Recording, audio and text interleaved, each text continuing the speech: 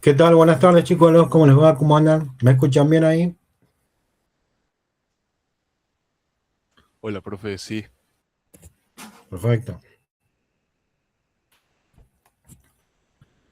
Bueno, hoy vamos a continuar con la clase y vamos a seguir viendo el otro módulo que nos falta para terminar de armar la computadora, que es el módulo de entradas-salidas.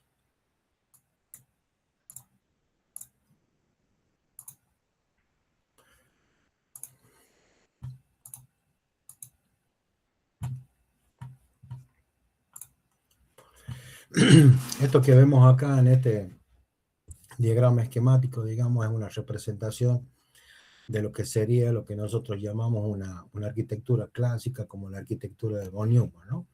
Tenemos la unidad central de procesamiento, que es lo que vamos a ver en la próxima clase. Tenemos la unidad de memoria, que ya la vimos. Tenemos ahora el módulo de dispositivos de entrada-salida.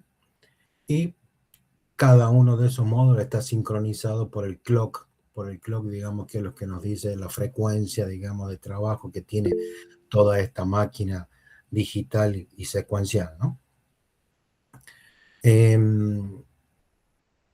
También lo que podemos observar ahí, que en rojo, digamos, como tenemos los bus de datos, ¿no? Los bus de datos que están interconectados entre cada uno de los módulos. También tenemos el bus de direcciones, que controla la unidad de control, digamos, para direccionar la memoria o también para direccionar, vamos si puedo ver acá.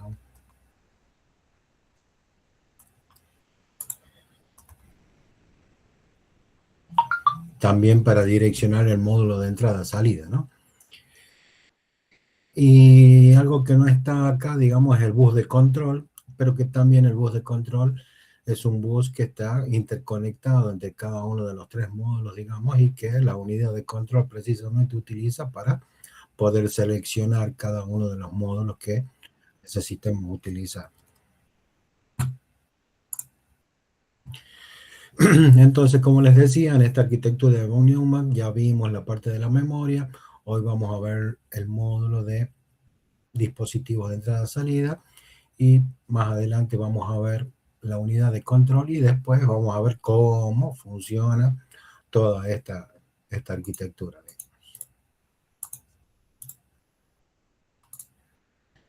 Bueno, para nosotros los dispositivos de entrada-salida o este módulo que contiene esa arquitectura de von Neumann, digamos, nos sirve para poder conectar todo lo que nosotros conocemos como nuestras interfaces, digamos, ¿no? Todos aquellos elementos, digamos, que nos permiten interactuar, digamos, con esa máquina electrónica, digital, secuencial y binaria que venimos viendo hasta ahora como la arquitectura de von Neumann, ¿no?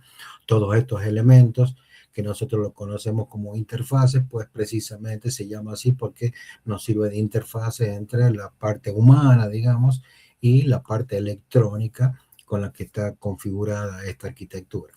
Por eso en ello vamos a encontrar el monitor, el teclado, el mouse, todos aquellos periféricos que nosotros utilizamos a menudo, ¿no? La impresora, los pendrive o alguna placa externa, una lectora de CD, una lectora de DVD, una cámara web, un, una tablet digital, digamos, un tablero digital, los parlantes, los auriculares, etcétera. Todos estos tipos de periféricos que conocemos nosotros, digamos, son para nosotros nuestras interfaces humanas con las que podemos interactuar con nuestros sentidos, digamos, eh, para poder utilizar toda esta máquina digital, binaria y sincrónica, digamos, como la arquitectura de von Neumann, ¿no?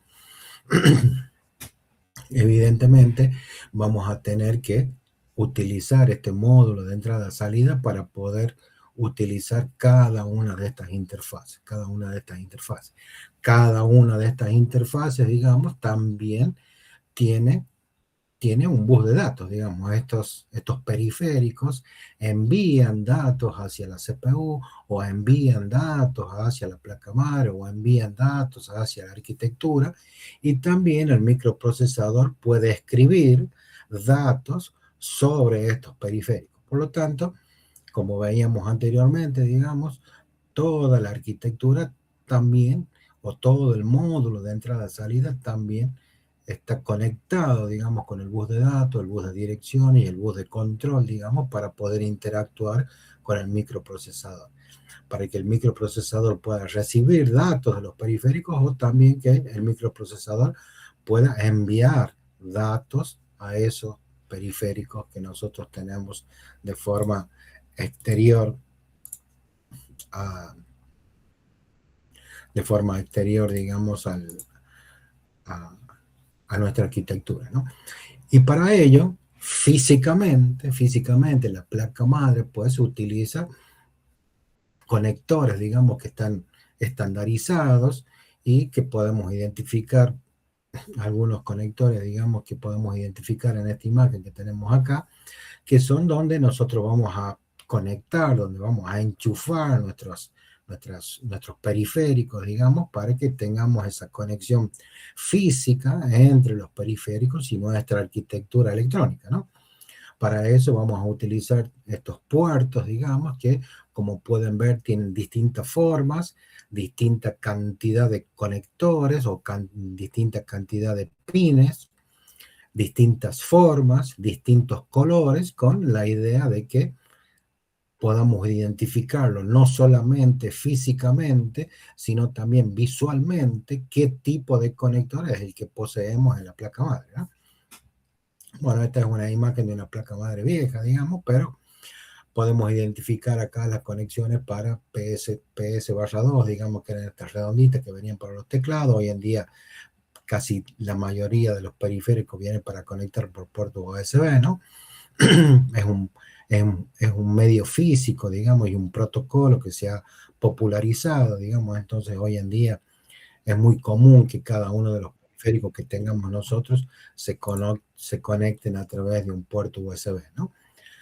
Pero hace mucho, digamos, cuando teníamos más diseminado, digamos, cada una de las tecnologías, o cada fabricante, digamos, utilizaba su propio conector físico para poder conectarse con la computadora, por eso que teníamos una gran variedad, digamos, de tipos de conectores, ¿no? Pero hoy en día, digamos, tenemos hasta los parlantes, digamos, hasta la entrada, la salida de audio, el micrófono, digamos, también lo podemos tener a través de un USB, ¿no? Como el teclado, el mouse.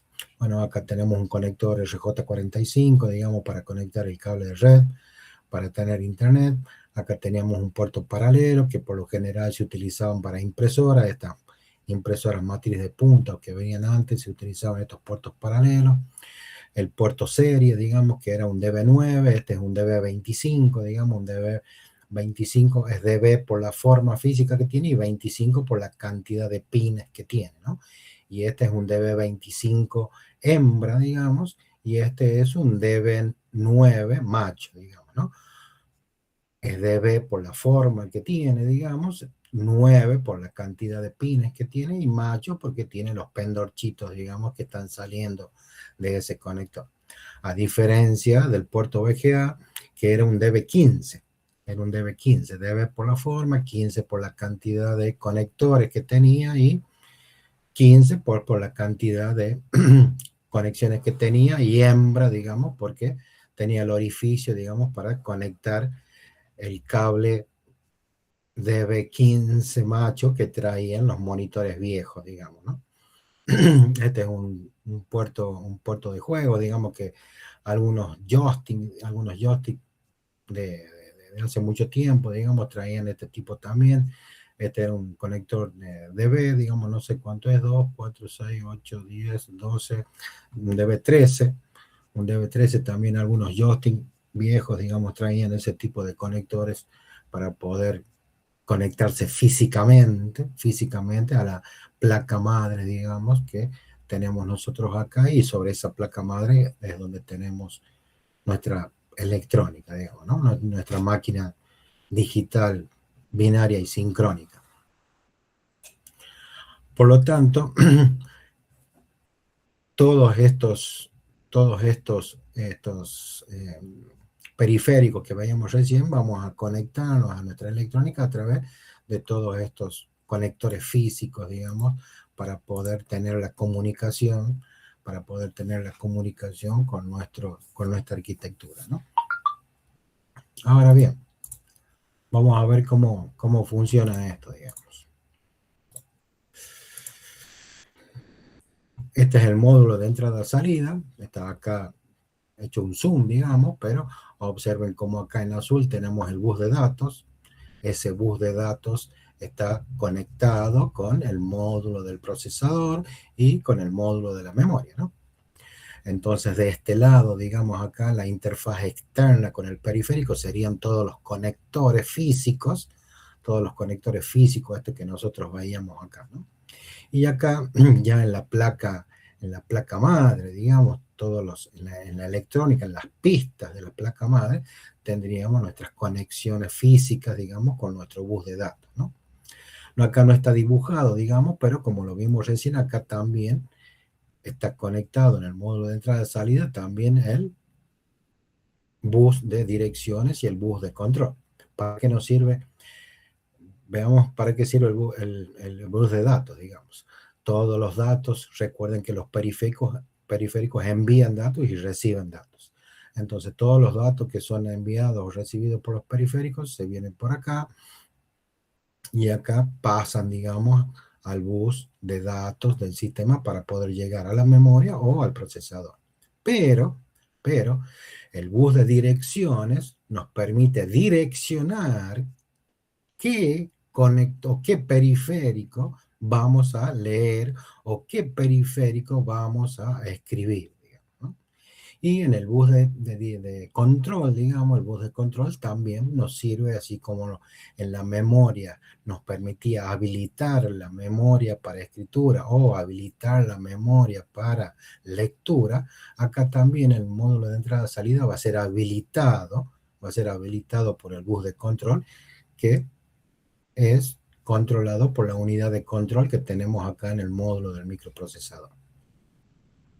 Ahora bien, observen acá todos estos cuadritos en naranja que tenemos acá, digamos, dice lógica de control del periférico porque está incluida, digamos, cuál es la electrónica que vamos a utilizar para poder leer todos los datos que tenemos conectados en ese periférico, ¿no? Esta lógica de control se refiere, pues, si es un DB9, si es un puerto USB, si es un DB25, o si es VGA, o si es HDMI, pues, de acuerdo al tipo de conexión física y al medio y al tipo de conector que tengamos, pues acá vamos a tener una lógica electrónica que pueda leer ese tipo de protocolo de comunicaciones que utiliza ese, ese, ese, eh, ese elemento externo, ¿no?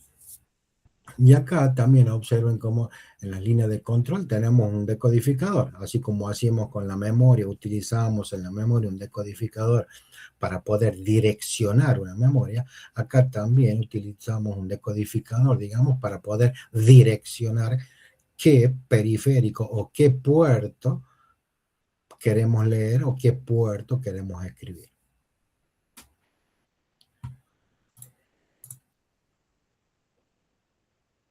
Bueno, acá está más o menos lo mismo.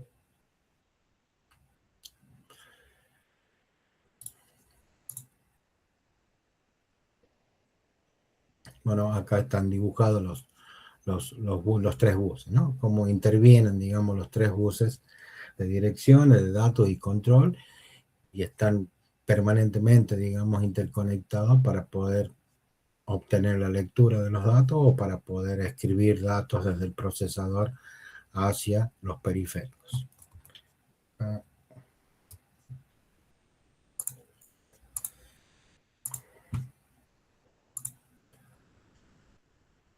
Bueno, también cuando no tenemos, digamos, cuando no teníamos o cuando no tenemos un conector en la placa madre que se adapte a nuestro periférico, pues tenemos que instalar una placa externa, ¿no? una placa externa a través de los buses, esto que tenemos acá, todos estos son conectores donde tenemos el bus de datos, el bus de control y el bus de direcciones. Entonces esta placa, digamos que puede ser una placa PCI, por ejemplo, o ISA antiguamente, digamos, o una placa de video AGP, que eran las primeras placas de video que venían de forma externa. Hoy en día ya tenemos tipo GPU, ¿no? Pero los slots, digamos, siguen siendo o siguen teniendo la misma filosofía, digamos, en esos slots de conexión, donde nosotros conectamos esta placa externa directamente al bus de control de direcciones y de datos, digamos, en la placa madre. Lo que hace esta placa es gestionar la comunicación con el periférico, digamos, ¿no? Y de esa forma digamos, aliviana el trabajo del microprocesador, como ya lo vamos a ver más adelante, porque en definitiva, los datos que nosotros tengamos de entrada o de salida de un periférico van a llegar al microprocesador, ya sea porque el microprocesador lo solicite o porque el periférico ha realizado una interrupción, digamos, y el procesador tiene que atender esa interrupción para poder leer ese periférico. Entonces las placas externas, digamos, ese hardware que tenían acá, aparte de producir la conversión del medio, digamos, de la conversión de los datos de esto del periférico que conectamos, convertirlo a digital para que se pueda comunicar con los buses, también tenía acá un procesador dedicado para hacer toda esa gestión. Entonces toda esa gestión, digamos, alivianaba a la CPU, ¿no? O aliviana hoy en día también a la CPU. ¿Qué es lo que hace la GPU? La GPU, digamos, lo que hace es alivianar el trabajo de la CPU, ¿no?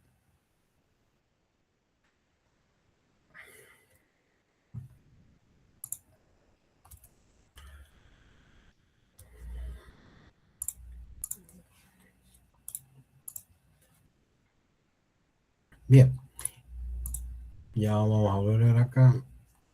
Entonces, observen acá, ya vamos a llegar acá. Ya vamos a llegar acá. Denme un momento. Está como adelantada esa presentación, ese slide. Bueno, nosotros ya sabíamos en la clase anterior, digamos, cómo poder direccionar una posición de memoria. Dentro de esa memoria, digamos, que nosotros sabemos que tenemos datos, hay instrucciones de programas que se ejecutan en la CPU, también dentro de esa memoria RAM, también tenemos espacio disponible para los dispositivos de entrada y salida.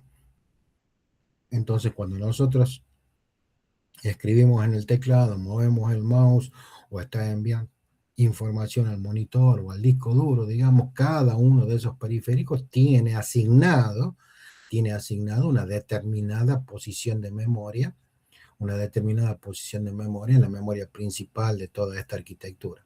Entonces el procesador cuando quiere leer cuando quiere leer un periférico, digamos, va y lee acá directamente la posición de memoria y no tiene que salir hacia afuera, digamos, con lo que nosotros ya sabemos que conlleva, digamos, salir fuera de la memoria principal en cuanto al tiempo de acceso, ¿no? Va a ser mucho más grande el tiempo de acceso en un periférico que si leemos acá en la RAM o si leemos en un registro interno de la CPU. Ahora bien, para poder hacer que el dato que nosotros estamos escribiendo acá en el teclado, cuando movemos el mouse, para que llegue a la CPU, pues tenemos dos caminos posibles, por llamarlo de alguna forma. Una es que cuando nosotros escribimos una letra, se guarda en esta posición de memoria y la CPU cuando lo necesita viene y lee el dato que tiene en esa posición de memoria.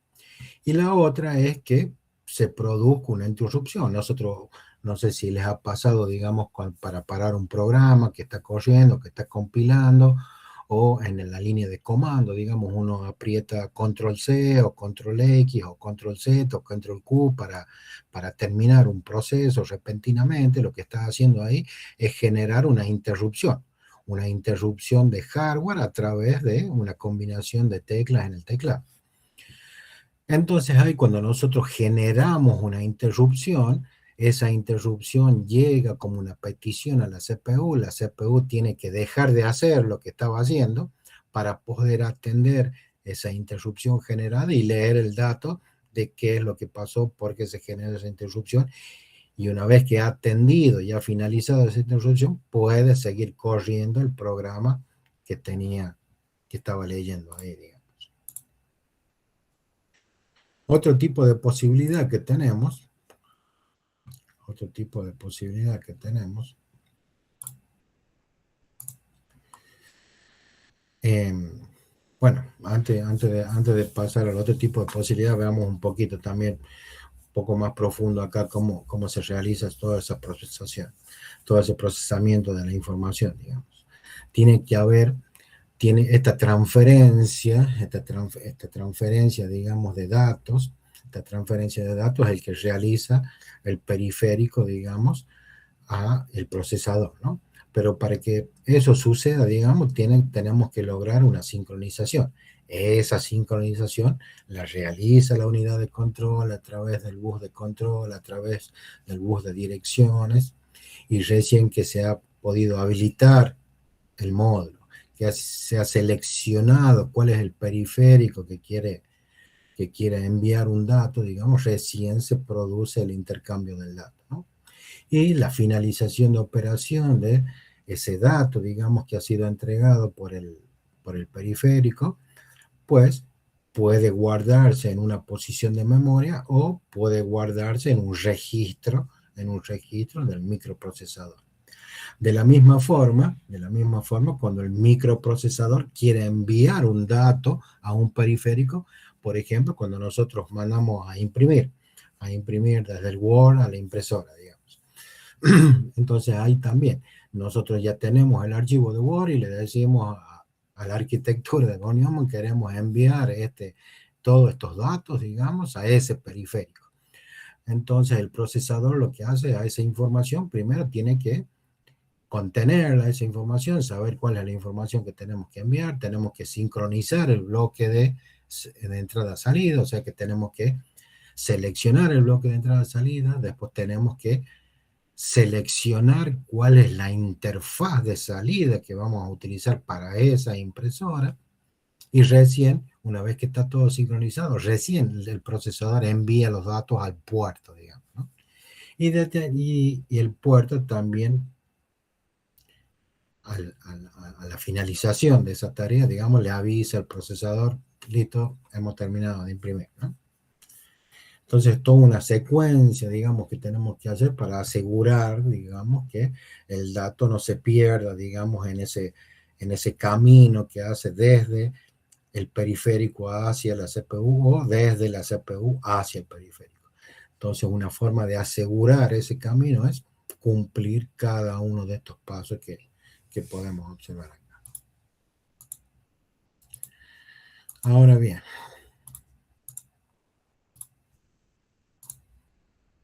ahora sí vamos a ir a ver esto. Esa transferencia de datos, esa parte donde nosotros decimos que transferimos el dato, luego de que se ha sincronizado el módulo, de que hemos direccionado cuál es la interfaz que queremos leer o escribir, ese dato, digamos, nosotros lo podemos enviar directamente a un programa que está corriendo en la CPU, podemos interrumpir el programa que está corriendo en la CPU para que sea atendida a través de una interrupción, o simplemente por un acceso directo a memoria, por DMA, eso significa acceso directo a memoria, poder guardarlo al dato directamente en una posición de memoria sin interrumpirlo al procesador. Entonces tenemos estas posibilidades, digamos, de gestión de los datos de las interfaces con la CPU. Y como verán, cada uno de estos pasos requiere un gran sincronismo, requiere una gran gestión, digamos, de control, del direccionamiento de los datos. Por eso es que para mejorar esto, digamos, necesitamos un hardware específico. Necesitamos un hardware específico. Bueno, acá tenemos las mismas plaquitas y acá tenemos los 4 tipos, digamos, de cómo se pueden transferir, digamos, los datos al procesador, ¿no? ¿Quién es el que programa esa entrada-salida de los datos? ¿Quién es el que realiza la sincronización? ¿Quién es el que realiza la sincronización? ¿Quién es el que produce el intercambio? ¿No? Observen cómo acá en estos dos primeros, ya sea la programada, porque el programa que estamos corriendo pide que vamos a leer una determinada interfaz, o que se genera una interrupción, todo este intercambio y la finalización se hace dentro del procesador. Pero cuando nosotros escribimos directamente en la memoria, digamos, el que sincroniza, digamos, esa entrega del dato es la propia memoria, ¿no? La propia memoria. Igual que el intercambio se hace directamente en un bloque, digamos, de la memoria interna. Ahora bien, como les decía, bueno, acá podemos ver qué es lo que pasa cuando hacemos una interrupción, ¿no? Este es el programa, digamos, que se está ejecutando en la CPU, y acá donde producimos una interrupción a través de un periférico, cuando escribimos en el teclado o en el mouse. El procesador tiene que atender esa interrupción, tiene que producir la lectura de ese dato, antes de leer el dato tiene que producir la sincronización, tiene que leer el dato, tiene que ya sea guardarlo en un registro o guardarlo en una posición de memoria para poder finalizar esa interrupción que se ha ejecutado. Una vez que finalizamos la interrupción, continuamos con la ejecución del programa que venía corriendo, digamos, a nuestro procesador, ¿no? Evidentemente, en cada uno de los microprocesadores, tiene definida ya distintos tipos de interrupciones, ¿no? Tiene distintos tipos de interrupciones, y esa interrupción, digamos, está relacionada directamente con cada uno de los periféricos que podrían provocar esa interrupción, ¿no? Entonces, cuando el procesador lee que es una IRQ1, pues ya sabe que es una interrupción del teclado, por lo tanto prepara, por llamarlo de alguna forma, prepara la posición de memoria del teclado, o donde debe guardar el dato del teclado, cómo debe sincronizarlo, cómo debe direccionarlo y qué debe hacer con ese dato finalmente, ¿no? Si guardarlo, procesarlo o ejecutarlo en el programa que se está llevando a cabo. Entonces repetimos, cada microprocesador, cada familia de los microprocesadores tiene definida una interrupción para cada tipo de interfase que tengamos o cada tipo de periférico que tengamos. En ese sentido, como les decía, este manejo, esta gestión de todos los periféricos es precisamente lo que se encarga este módulo de los dispositivos de entrada-salida. Necesitamos un hardware específico que se dedique a gestionar todas esas interrupciones, todas esas lecturas de los datos de los periféricos, las escrituras de los datos de los periféricos. Por lo tanto, necesitamos un software que se dedique solamente a eso. Por lo tanto, vamos con el objetivo, eso me faltaba decir, con el objetivo de no interrumpirlo al procesador, Cada vez que nosotros interrumpimos al procesador, le quitamos tiempo, digamos, para que siga corriendo el programa que está corriendo internamente con sus registros, ¿no? Entonces, el módulo de entrada-salida, pues, nos sirve precisamente para gestionar todas estas interrupciones, todas estas demandas, digamos, que tienen los periféricos, y que solamente se comunique con el procesador cuando el procesador lo pida o cuando sea realmente conveniente porque necesitamos un dato de algún periférico sí o sí. Y pues seguimos viendo, digamos, acá que este hardware, digamos, que es precisamente un controlador de interrupciones, digamos, que se utiliza para poder gestionar, digamos, todos estos periféricos.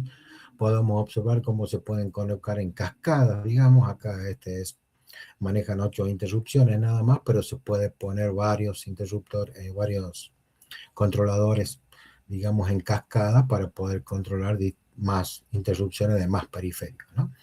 Pero lo que tenemos que resaltar acá es que cada uno de esos controladores está conectado con el bus de dirección, el bus de datos y el bus de control de la CPU, ¿no?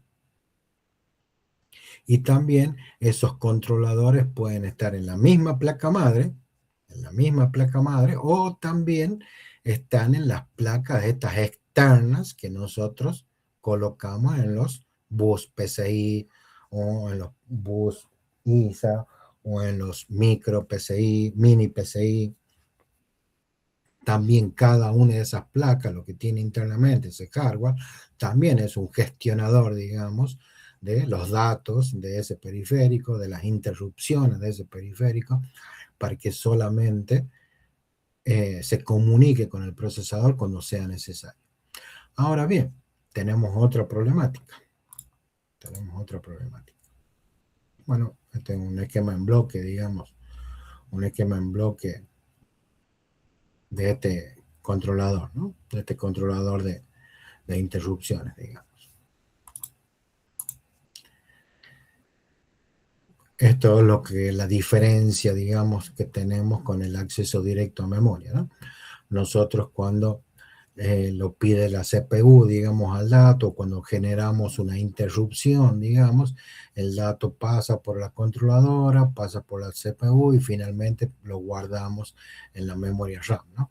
Acá con el acceso directo a memoria, pues precisamente el gestor, digamos, de esta placa del periférico es el que escribe directamente en una posición de memoria que tiene asignada en la memoria RAM, ¿no? No lo interrumpe, no interrumpe a la CPU en su programa. Por eso se llama acceso directo a memoria.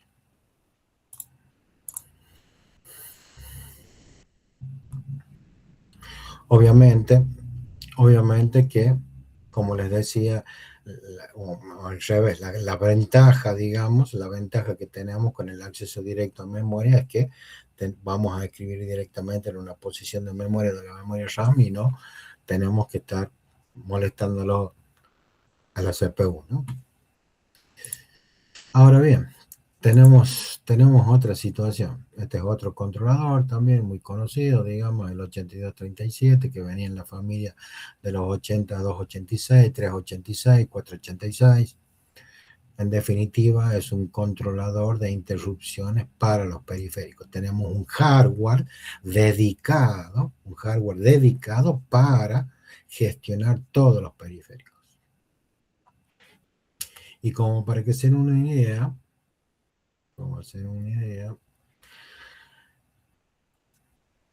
cuando nosotros escribimos o movemos datos o transferimos datos por interrupciones, reduce en 10.000 veces el tiempo en que la CPU está ocupada gestionando en la impresora, que era en este caso, digamos, ¿no?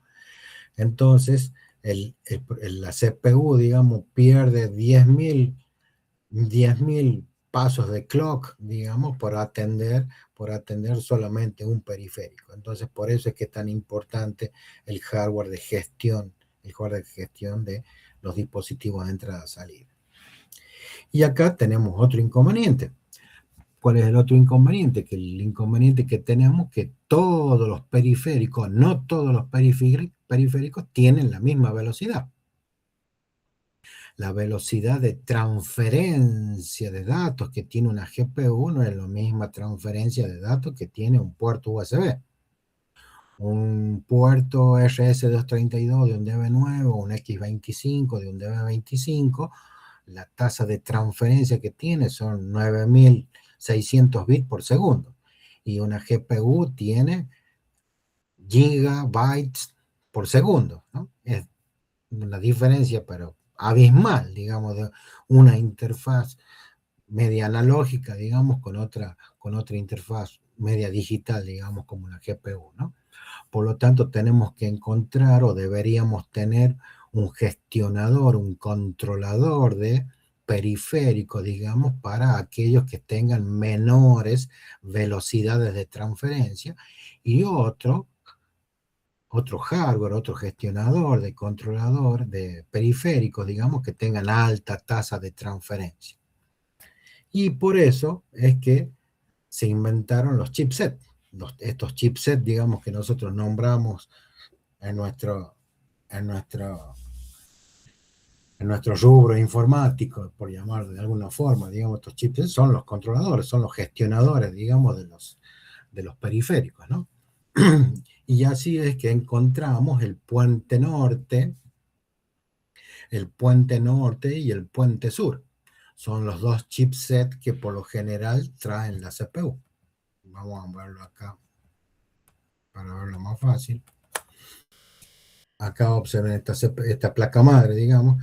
Este es el puente norte, este es el puente sur.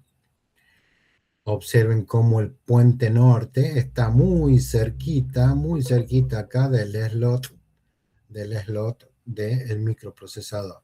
Y el puente sur, digamos, está un poco más alejado del procesador.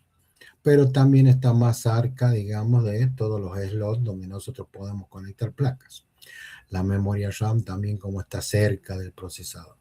Bueno, acá tenemos otra vista de frente, también donde podemos ver el puente norte cerca del slot del microprocesador. Este es el chipset del puente sur, etc. Veamos de nuevo para atrás. Entonces, ¿por qué tenemos estos dos gestionadores? Por la velocidad de transferencia que tienen cada uno de estas interfaces. Digamos, observen acá. El USB 2.0 tiene una tasa de transferencia o una velocidad de transferencia de 60 megabytes por segundo. ¿No? Una placa Ethernet, una placa de red, ¿estamos? Tiene 20 megabits por segundo. 20 megabytes por segundo. Un disco ATA, un disco SATA, 100 megabytes por segundo. Un disco duro sería lata, 150 megas. La placa de sonido, el sonido, no necesitamos una gran frecuencia, digamos, o mucha ancho de banda para escuchar el sonido digital, digamos. Si recuerdan de física, el umbral, digamos, del sonido son desde los 20 Hz hasta los 20 kHz del oído humano. Por lo tanto, el ancho de banda que necesitamos nosotros es muy poquito, digamos, ¿no? Es más, cuando se digitaliza se reduce más todavía el ancho de banda. Pero observen acá cómo en el puente norte ya tenemos la memoria RAM, tenemos acá la placa de video AGP, podemos tener las placas de red de 1 giga, y observen acá la placa de video tiene una tasa de transferencia de 2.1 gigabytes por segundo, igual que la memoria RAM, la DDR400, ¿no? La 3.2 gigabytes por segundo, 3.2 gigabytes por segundo. Por lo tanto, acá en el puente norte tenemos conectados todos aquellos periféricos, digamos, que tienen una alta tasa de transferencia, ¿no? Y el puente sur gestiona, maneja todos los periféricos que tienen una baja tasa de transferencia, digamos, ¿no?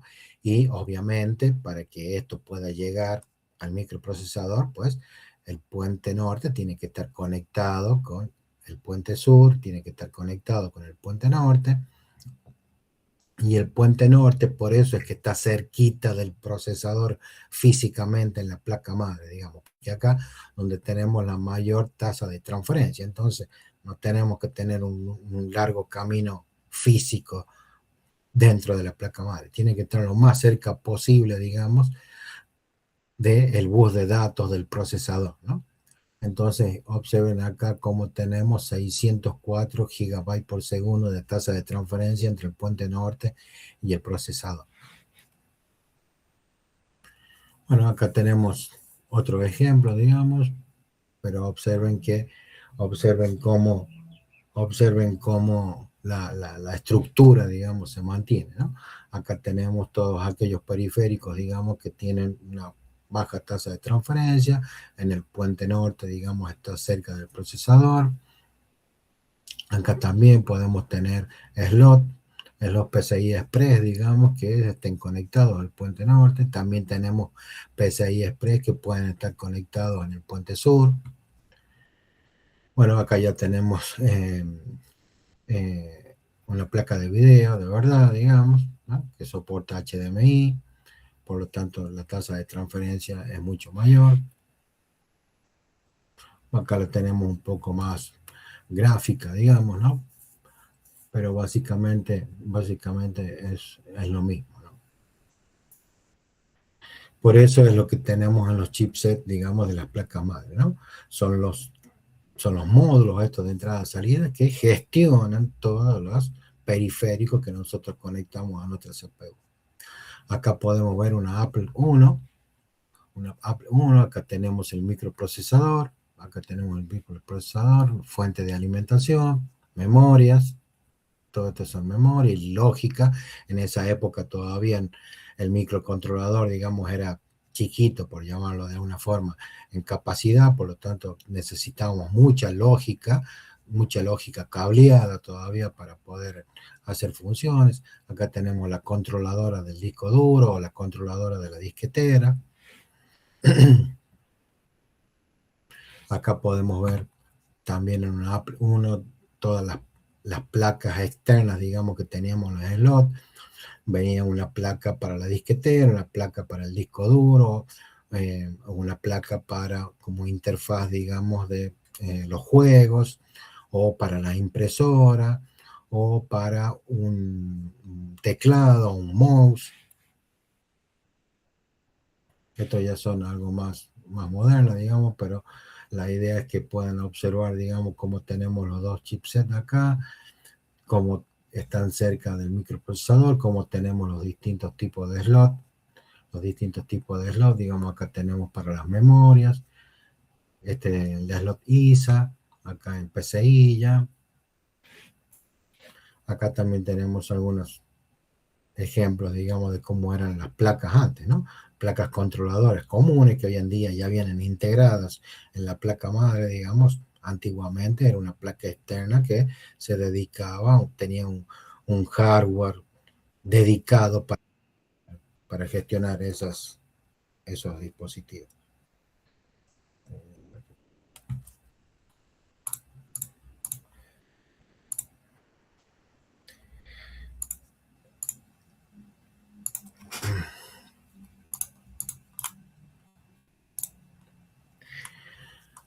Por eso mismo es que hoy en día, ustedes que son super mega informáticos, facheros, ¿qué es lo que tienen en la casa o quieren tener en la casa? Una PC gamer. Una PC gamer para jugar al Minecraft, para jugar al Counter-Strike, para jugar al Doom, etc. Y esas PC gamer cada vez vienen más facheras, pero no solamente vienen más facheras externamente o estéticamente, sino que la placa madre que traen esas PC gamer cada vez son más robustas y tienen más capacidades, ¿no? El bus de datos, digamos, la capacidad de transportar datos y la capacidad de gestionar periféricos, porque cada periférico que nosotros le aumentamos a la PC Gamer cada vez tiene más prestación. Bueno, este es un ejemplo, digamos, de placas de video viejas, digamos, de cómo eran las AGP, cómo eran las placas de video AGP, que fueron las primeras placas, digamos, que venían dedicadas precisamente para la parte de video, que es lo primero que empezó a evolucionar rápidamente junto con los microprocesadores. Lo que más evolucionaba electrónicamente eran las placas de video, digamos. Por eso pasamos de monitores monocromáticos a 256 colores VGA, después Super VGA de 1024, y bueno, y así sucesivamente, ¿no? Hasta el día de hoy que tenemos HDMI, pues que tenemos millones y millones y millones de colores, ¿no? Bueno, acá tenemos distintos tipos de slot o de interfaces físicas también que hoy en día utilizamos, como los puertos HDMI o DisplayPort también. Hoy en día los HDMI ya no solamente llevan video, sino que también llevan datos, digamos. Uno puede tener una pantalla táctil, digamos HDMI, y esa pantalla táctil transmite a través del cable HDMI datos también, ¿no? De todo lo que nosotros tocamos, digamos, el touchscreen de ese televisor o de ese monitor, son transmitidos también a través del cable HDMI. Por lo tanto, no solamente llevamos videos a través del HDMI, sino también llevamos datos, digamos, ¿no? Este es el DisplayPort también, que es algo que se suele utilizar hoy en día, pero la diferencia que tenía antiguamente con el HDMI, que acá teníamos datos en el DisplayPort más el video. Bueno, hoy en día ya el HDMI también ya tiene datos, ¿no? Este es nuestro viejo y conocido DB15 del VGA, mini VGA. Bueno, acá en la super video, digamos, estos se llaman conectores DIN, digamos, que son redonditos. Estos también fueron, en alguna época, digamos, las placas de video venían duales, digamos, tenían un HDMI y un dual link, digamos, o tenían un VGA y un dual link, o doble dual link, digamos. Bueno, hoy en día ya es muy común encontrar, pues, que sean dobles, triple o cuádruple HDMI, ¿no? Para poder conectar hasta 4 monitores HDMI directamente en esa placa de video. Pero evidentemente, esa placa de video que tiene 4 puertos HDMI es una super mega placa GPU fachera con toda la memoria y toda la GPU que tiene una placa de video actual, ¿no? Y la tasa de transferencia que tiene es enorme, digamos, porque tiene un hardware dedicado para eso. Un hardware dedicado para eso. Pero bueno, quería avanzar hasta acá, espera. Quería avanzar hasta acá, digamos, esta imagen que tenemos acá, de esta placa madre, digamos, como pueden observar, es una placa gamer, digamos, súper mega fachera, digamos, pero observen, si nosotros la comparamos con esta placa que veíamos antigua, por llamarlo de alguna forma, digamos, que era todo muy rústico, por llamarlo de alguna forma, comparada con esta placa fachera, digamos, ¿qué es lo que ha ido aumentando? Ha ido aumentando la capacidad de gestión del módulo de entrada-salida. Del módulo de entrada-salida es lo que ha ido creciendo más importantemente en una placa madre. Hoy en día, observen acá, todo el slot de conexiones que nosotros tenemos, tiene miles de conectores, tenemos 6 puertos USB, podemos tener una placa de video integrada, una doble placa de video integrada, el sonido digital, USB 3.0, etcétera. De todos modos, seguimos teniendo el puente norte y el puente sur que sigue gestionando todos los periféricos, ¿no? Pero lo que observen acá es el tamaño del chipset. Observen acá el tamaño del chipset. Ya no es un simple integrado que estaba en la placa madre. Ahora el chipset se ha tornado tan importante dentro de una placa madre que ya tiene hasta su propio disipador de aluminio, hasta su propio disipador de calor de aluminio. ¿Por qué? Porque la placa madre tiene tantas cosas, y más en una PC gamer, digamos, donde la tasa de transferencia es grande, que el chipset, el puente norte y el puente sur, digamos, se han transformado en grandes protagonistas de esa placa madre, ¿no? Grandes protagonistas de esa placa madre. Es más, hoy en día, con los discos duros SSD que nosotros los instalamos acá directamente en la placa madre, digamos, para evitar tener una placa externa, para poder evitar tener un slot externo, digamos, ahora directamente estamos instalando ya los discos duros SSD que tienen una alta tasa de transferencia cerca al microprocesador para que el Windows cuando lo prendamos, prenda en el acto. Aparte por las mismas propiedades que tiene, por la gran, por el pequeño tiempo de acceso, digamos, que también tiene una memoria SD, ¿no?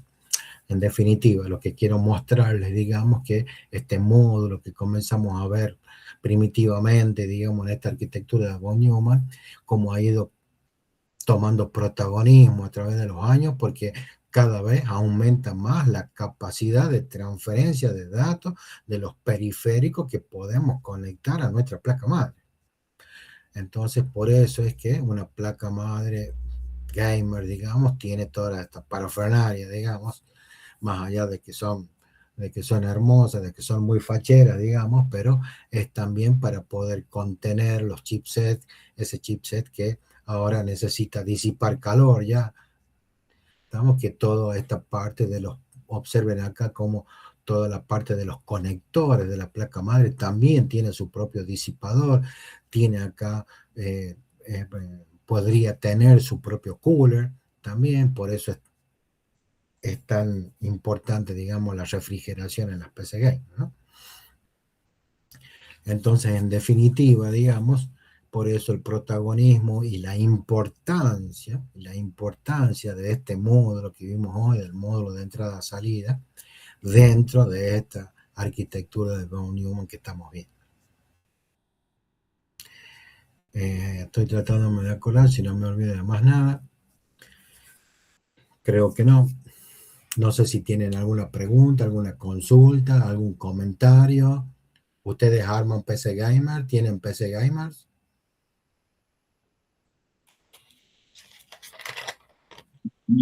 Ojalá. Bueno, es una excelente oportunidad para comenzar a ver esos temitas.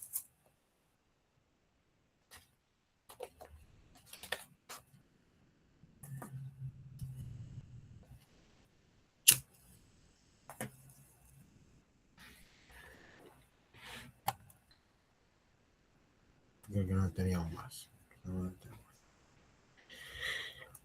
Bueno, en definitiva, y algo que también, que lo que aprendimos hoy, digamos, el tema del puente norte y el puente sur, ¿no? Que lo que nosotros llamamos el chipset, digamos, de la placa madre, ¿no? Como estos módulos, digamos, este hardware dedicado para la gestión, la gestión de todos nuestros periféricos, ¿no? Y tenemos dos debido a la velocidad de transferencia tan dispar, digamos, o tan distinta que tenemos de unos periféricos con respecto a otros, ¿no? La diferencia, digamos, de la tasa de transferencia que tenemos entre uno y otro, ¿no? La próxima clase vamos a empezar a ver ya el microprocesador en sí, qué es lo que tenemos dentro del microprocesador, cómo está compuesto, y también vamos a comenzar a ver cómo se comunica, cómo funciona toda esa arquitectura. Toda esta arquitectura que tenemos acá, que vimos al comienzo, ¿no? Ya hemos visto la memoria, hoy vimos los dispositivos de entrada y salida. En la próxima clase vamos a empezar a ver ya directamente la unidad central de procesamiento, la CPU, ¿no? Y vamos a ver qué tenemos adentro de esa unidad, y también ya vamos a empezar a ver cómo se relaciona con los otros módulos, cómo funciona toda esta máquina electrónica, digital, binaria, secuencial y sincrónica. Vamos a ver cómo hace para funcionar todo eso.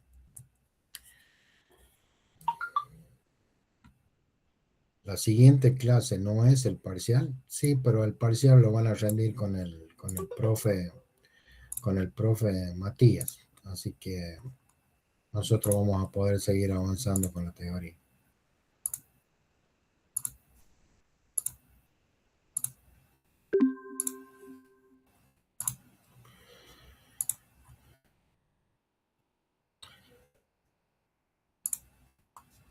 Bueno, chicos, Alonso, si no tienen ninguna pregunta, consulta, comentario, los espero la semana que viene si no pasa nada raro. Nos vemos, profe. Muchas gracias por la clase. Chao, Muy bien. profe. Hasta luego, que anden bien.